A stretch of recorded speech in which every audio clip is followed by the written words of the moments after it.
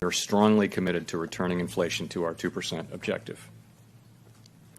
At today's meeting, the committee raised the target range for the federal funds rate by 0.75 percentage point, bringing the target range to 3 to 3.25%.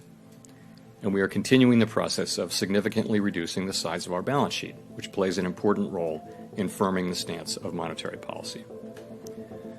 Over coming months, we will be looking for compelling evidence that inflation is moving down, consistent with inflation returning to 2%. We anticipate that ongoing increases in the target range for the federal funds rate will be appropriate.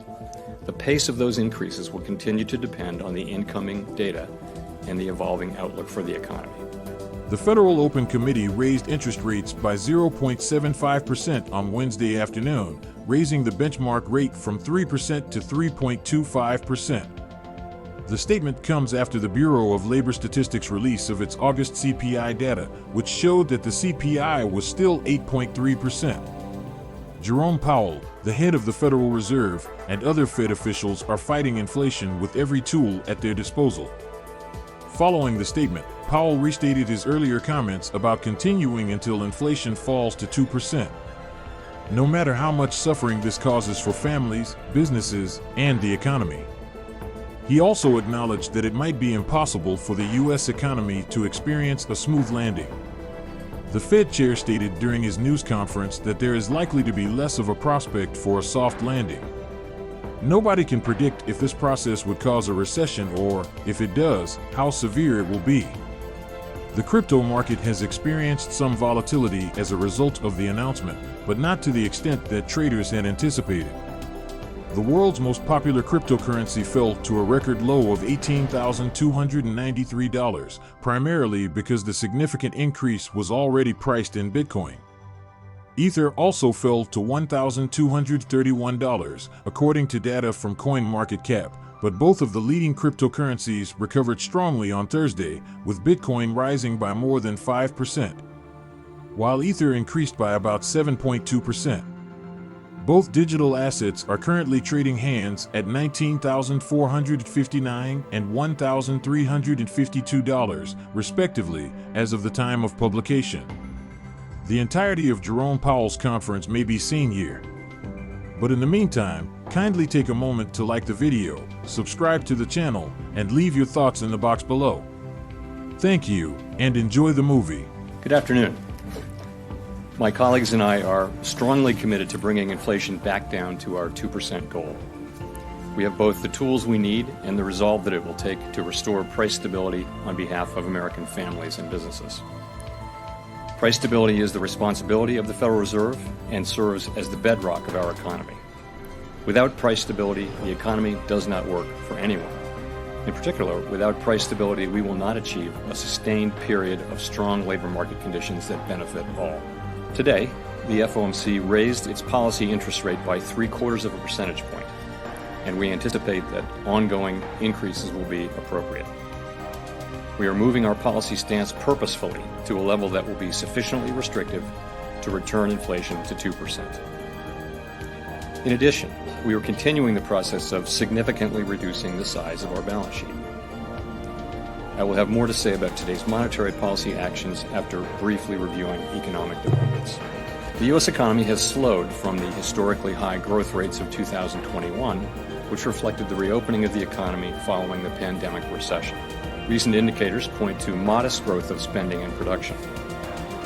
Growth in consumer spending has slowed from last year's rapid pace, in part reflecting lower real disposable income and tighter financial conditions. Activity in the housing sector has weakened significantly, in large part reflecting higher mortgage rates. Higher interest rates and slower output growth also appear to be weighing on business fixed investment, while weaker economic growth abroad is restraining exports. As shown in our summary of economic projections, since June, FOMC participants have marked down their projections for economic activity, with the median projection for real GDP growth standing at just 0.2% this year and 1.2% next year, well below the median estimate of the longer-run normal growth rate. Despite the slowdown in growth, the labor market has remained extremely tight, with the unemployment rate near a 50-year low, job vacancies near historical highs, and wage growth elevated.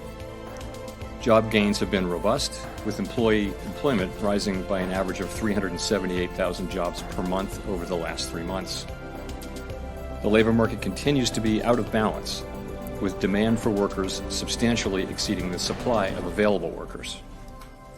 The labor force participation rate showed a welcome uptick in August, but has little changed since the beginning of the year. FOMC participants expect supply and demand conditions in the labor market to come into better balance over time, easing the upward pressure on wages and prices. The median projection in the SEP for the unemployment rate rises to 4.4% at the end of next year, a half percentage point higher than in the June projections. Over the next 3 years, the median unemployment rate runs above the median estimate of its longer-run normal level. Inflation remains well above our 2% longer-run goal.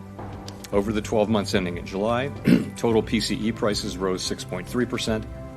Excluding the volatile food and energy categories, core PCE prices rose 4.6%. In August, the 12-month change in the Consumer Price Index was 8.3%, and the change in the core CPI was 6.3%. Price pressures remain evident across a broad range of goods and services.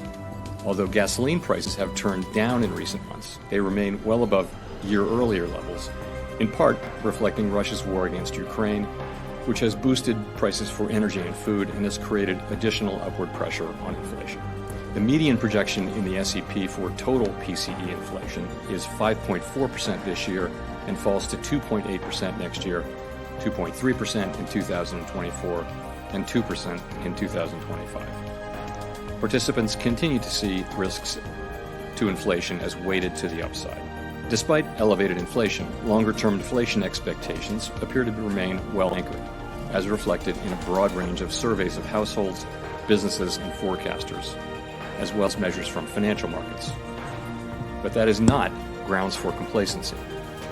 The longer the current bout of high inflation continues, the greater the chance that expectations of higher inflation will become untrue. Could you please